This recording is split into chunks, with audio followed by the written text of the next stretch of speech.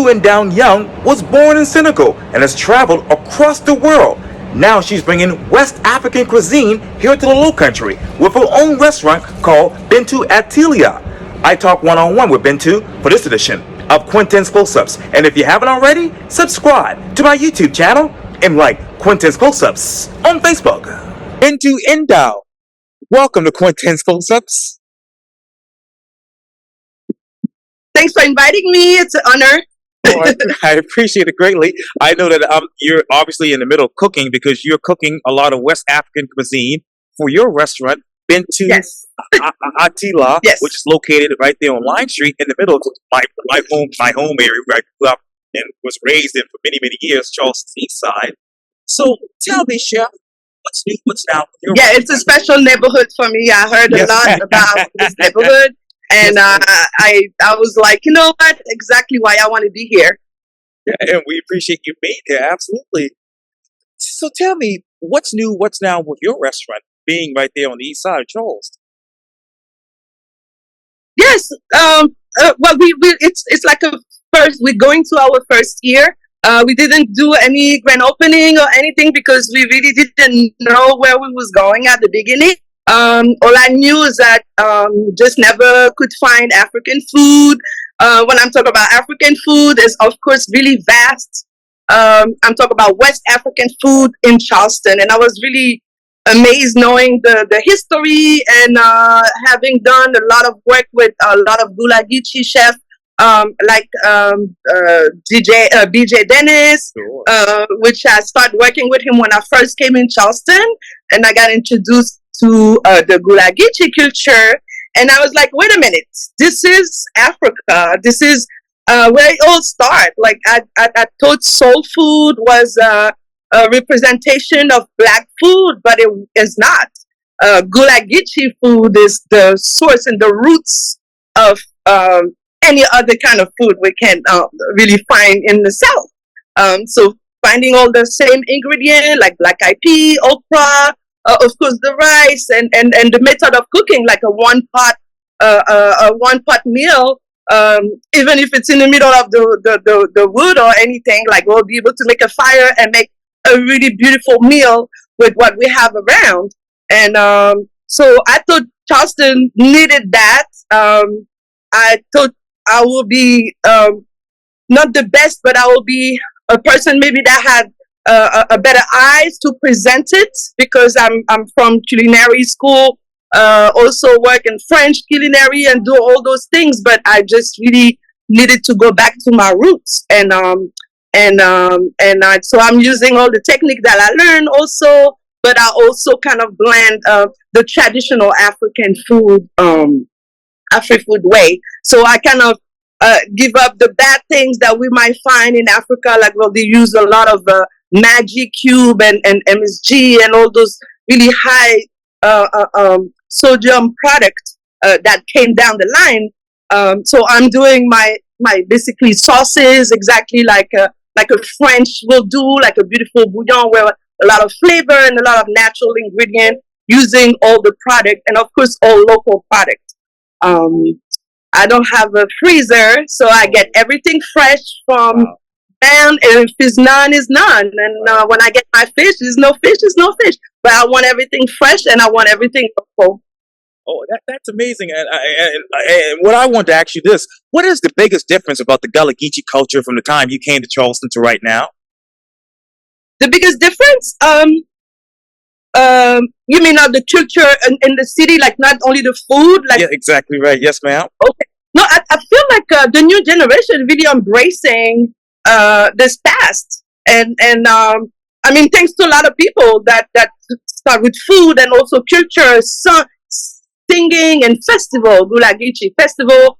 You have a lot of things that that's now mainstream. So that helps a lot of the new generation to understand what is really the history that they have, and that there was the first African to land there and to bring the culture with it. And then now, the whole story of this country will just go along. But this is the beginning of an arrival that's bittersweet, but also brought so much to this country that kind of, prove the point that African American are really American. They're the one that build the city. They build the wealth that developed this whole city and region, and I will say America. So I feel like people realize that, and a lot of the black young generation embracing their color, embracing their difference, embracing all the things that we build, and are showing it. And I think that the Gulagichi really went really I would say in 5-6 years. I saw it really being a little bit more talked about and respected, definitely by the mainstream. And when it comes to food, Ms. Bintou, what else are you accepting and really taking upon yourself in, using, but trying to use it with a West African twist, that is? Well, the West the African studies. You might there's like few things that we cannot find, of course, here on that land.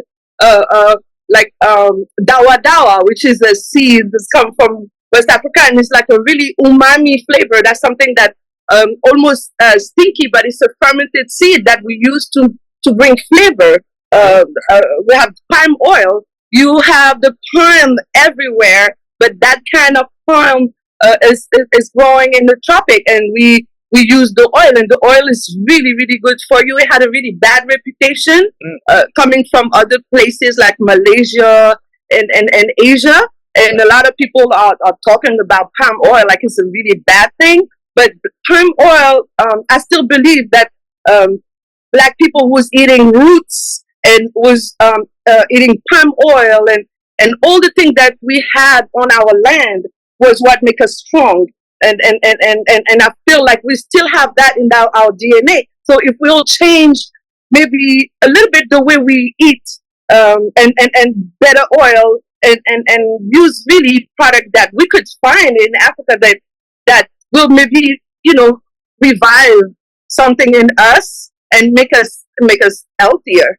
So I feel like instead of eating pasta, we should use a lot more roots like plantain. Or more fruits like banana, and use them, be a little less flour oriented, cheese oriented, and really embrace the African food as something that's in our DNA.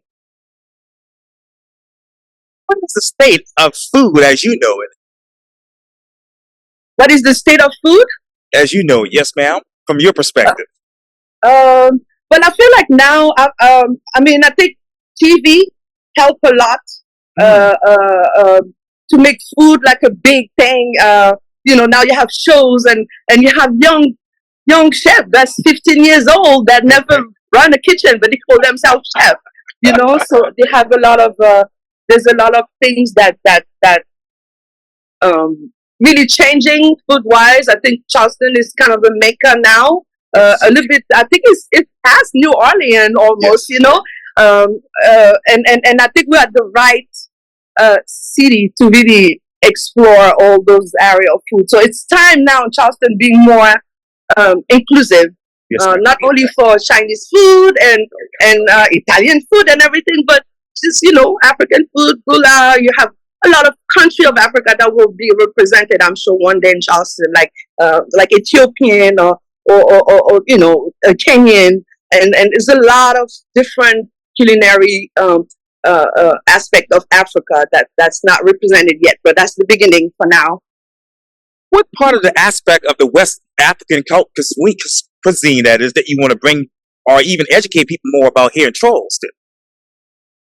The part of African food, but the rice, like really embrace the rice history.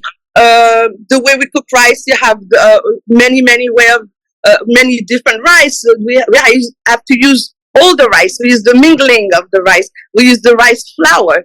We use like when the grain of rice is broken, you become a grits. So we use a lot of we use all the product that you have locally, but also incorporate different things and try by incorporate palm oil, for example. Now you can have on Amazon, you have people from Ghana that will send you palm oil on Etsy, for example, or different. There's way to have now a lot of the food. So just embrace like little aspect of Africa, but with local products, and you will understand it's really approachable. It's fun to make. I have like a little blog online. Even if they want to email me for some recipe, I'll definitely forward them to the right one. Oh, yes, ma'am. And in 20 seconds, because I know you have to get back to your cooking, but let me ask you this. Which Southern food actually represents the West African cuisine? Well, I feel like the gumbo, hopping john. It's I would say the gumbo, like anything with okra. Yes. It's a base that it's that slime that you can take off the slime by cooking it longer. You can dry it. You can put it.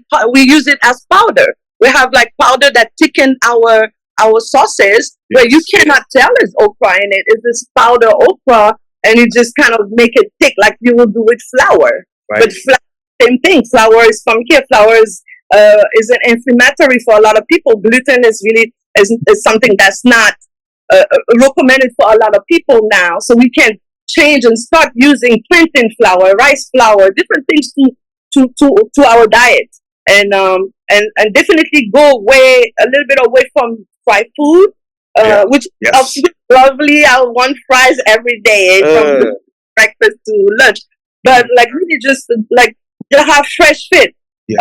Use fresh fish. Like go out there, get a whole fish. Eat the skin. Like stop, cutting things around. Like eat the good stuff from the element. Like, just try to open and try to cook different things from different country.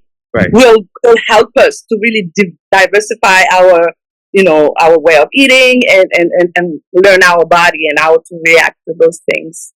What other foods from other countries do you want to introduce us to here in the Low Country? What other food of the country? So right now I'm into West African because it was really, I'm from the empire, the Jollof Empire. So it's like West, and then it's connected to Ghana is connected to the Igbo, the Yoruba. So all this area, we have a lot in common. Like we have way of cooking food, almost the same dishes, and we have like just little things that's different. Like you will have, the gumbo in New Orleans. It's a little bit different than the gumbo here, or we call it a different way, but it's that same base. So all West Africa is like that. But for example, a country like Ethiopia use a complete different way. They have a different way of cooking. They do a lot of different things. A lot of it is vegetarian. They use a lot of beans, and they have this crepe, which is kind of like a tortilla that they use with teff, and the teff is a grain. So it's like encouraged to find different things than pasta and mashed potatoes, and just explore those different things that we have out here and out there. And who are you when you're in the kitchen? Oh, I'm not the best friend in the kitchen. I'm really, really business oriented. I'm really detail oriented. I have OCD. I like things exactly the same way, the same space. Every space have something special for that. And so I'm really, really strict in the kitchen, because I believe like having good habit and be organized is something that I learned through cooking in bigger restaurant. But now I understand it, now that I have my own, that I understand how essential they are. And at first I was like, oh my God, this chef is completely crazy. But no, everything you will learn, for instance, if you go to cooking school or things like that, or work in the kitchen, be clean. Know how to wash stuff. Know how to wash your hands. Know how to organize yourself. And you will see chaos. When you organize your chaos, your life get organized, your mind is organized. So I learned from cooking and having all those systems in my life. I'm using it now, and it just helped me develop myself and get discipline into my life. So I recommend cooking for a lot of the young people that want to go into just the carrier. Like try it. You know, if you like food, you like to eat, you will. It's 50% already. You know, so if you like to eat and you like food, that's good. There's a lot of people that do not like food. Come into kitchen, they don't want to taste this, they don't eat that. They will never. It's not gonna work that much. They're not gonna have that much fun. Right. And so I think cooking is like, you know, if you want to be a waitress in the restaurant, if you want to be in the army, if you want to be, it will give you a structure. The kitchen will give you a structure, almost like an army. You will belong to a group, and it will give you a beautiful a view of because you can see the result of everything you make.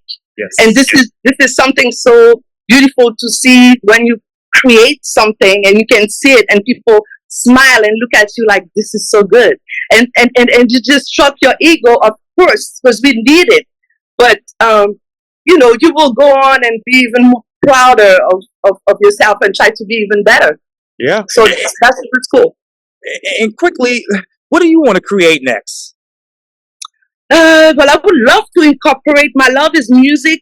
I would love to incorporate, have a bigger place eventually, and Yes. and bring artists from different countries to perform, and around food and artists like painter. I love art. I love music. And I would love to have all that together in one place. So that's kind of my ultimate goal. Like right now, you know, it's just. I had to prove myself. I have to prove myself to Charleston because I am not born in Charleston.